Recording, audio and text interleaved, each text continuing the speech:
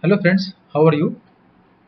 Today we are going to discuss the remaining disk scheduling algorithm from operating system, unit 5, that is Scan, CScan and CLook. Now let us see the Scan, CScan and CLook, how these algorithms are working and what is the mechanism of this algorithm. So in last video we talked about FCFS and SSTF. Now how this scan algorithm works. Now initially in the scan algorithm, the disk arm starts at one end of the disk and it moves toward the other end of the disk while providing services to the request. It goes to the extreme end of the disk and then start providing services from the to the other end. Now this scan algorithm is also known as elevator algorithm because it works like a elevator system. It works very fine if all requests are uniformly dense, means on both sides there is a equal number of requests. Now what is the disadvantage of this algorithm? If largest density at other end of the disk, then other side request has to wait for the longer time. If you see other end. Now let us see how this scan algorithm works with the help of example. Now we can observe here, this is the queue provided here and the direction is also given, it is towards 0. This scan algorithm is moving towards the 0 or head movement will be going to the 0 cylinder. Now see, initially this disk read-write head is at 53 cylinder. Now as the direction is towards 0, it provides services towards the all requests from this 53 to 0. So 37 will get served here initially, see here. Then it goes to 14. So 14 will be deleted. Then see here, it goes to the extreme end, that is 0 of the 0th cylinder of the disk. Getting? Now it reverses the head direction and provides service to the 65th cylinder, then 67. Then it moves to this 98. See here, you can observe here 98. Then it goes to 122, then 124, and at last it goes to 183. Now see, initially when it starts at 53, it goes at the extreme end of the disk, which is given here. Then it changes the direction of the read-write head and provides services to all the requests at the other end.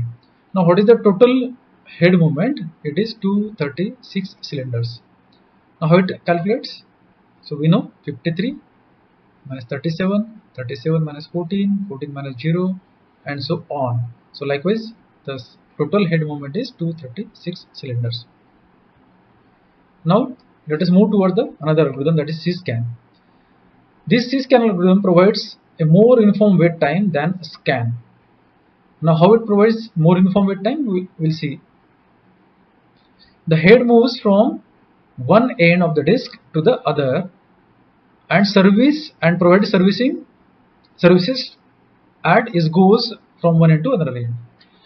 When it reaches the other end, however, it immediately returns to the beginning of the disk without servicing any request on the return trip.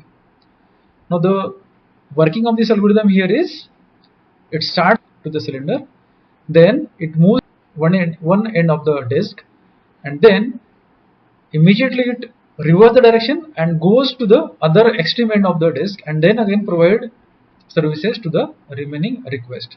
Now how many total head counts are, how many total head movements are there? Let us see.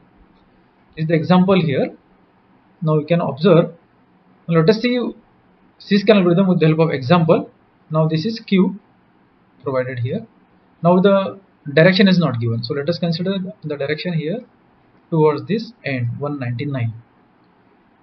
Now initially it is residing at the 53. Read-write head is at 53.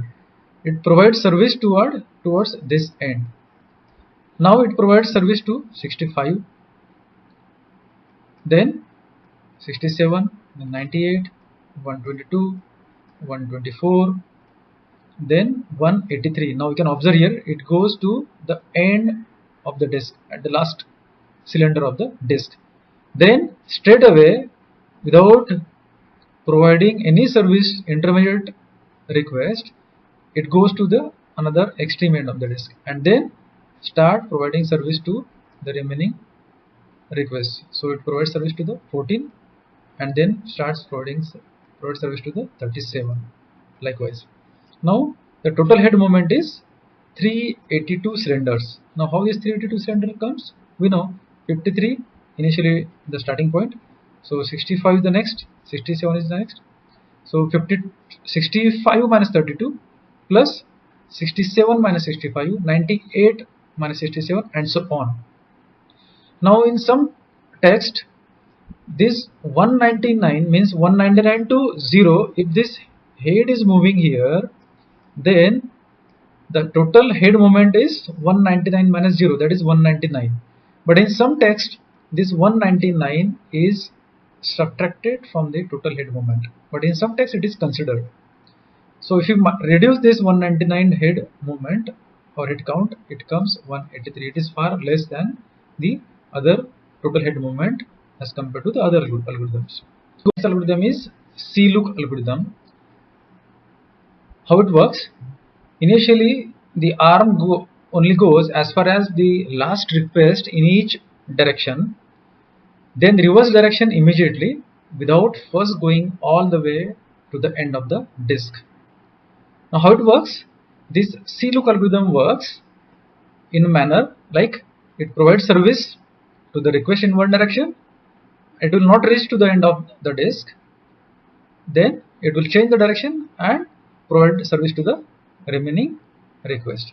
Now how many total head movement will be there? So I request everyone to calculate it. Well, let us first of all see the example, then we'll go here one by one.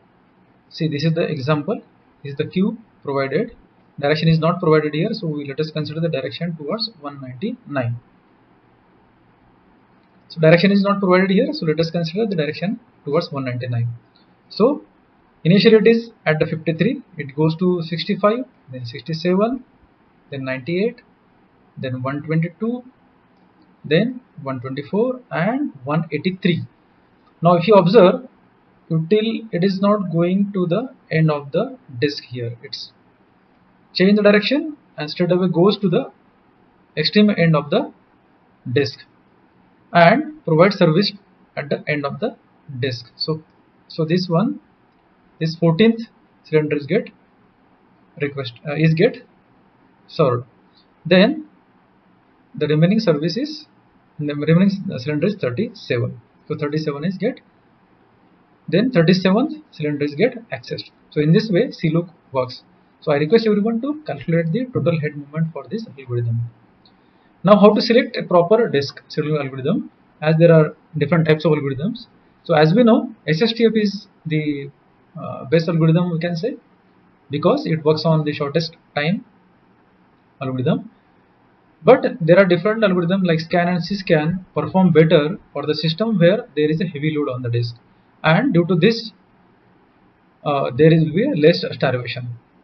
But the performance of system depends on the number of the request and type of the request as well.